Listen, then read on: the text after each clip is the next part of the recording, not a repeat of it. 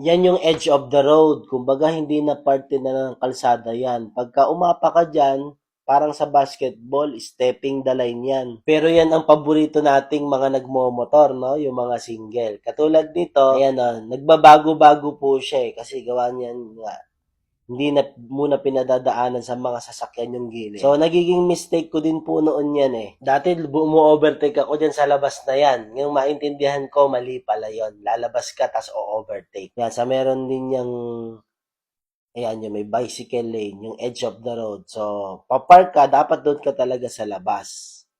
Katulad ng mga yan. Ano po, tapos, hindi dapat daanan yan ng mga motor. Pero favorite nating mga nagmomotor yung daan na yan. Yung labas na ng kalsada. Itong nakikita nyo po na ito, alam nyo po bang ibig sabihin yan? Ibig sabihin po niyan, edge of the road. Paghihiwalay ng bangketa at ng kalsada.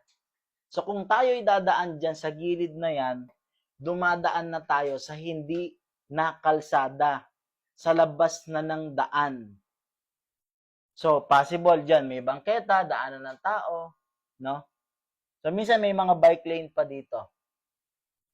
Ngayon, dito ka lang pwede maglipat-lipat. Pag dito ka po dumaan, may mga lugar hinuhuli po yung lumalabas dyan. Makakatulong ito sa ating pagiging caring sa kalsada.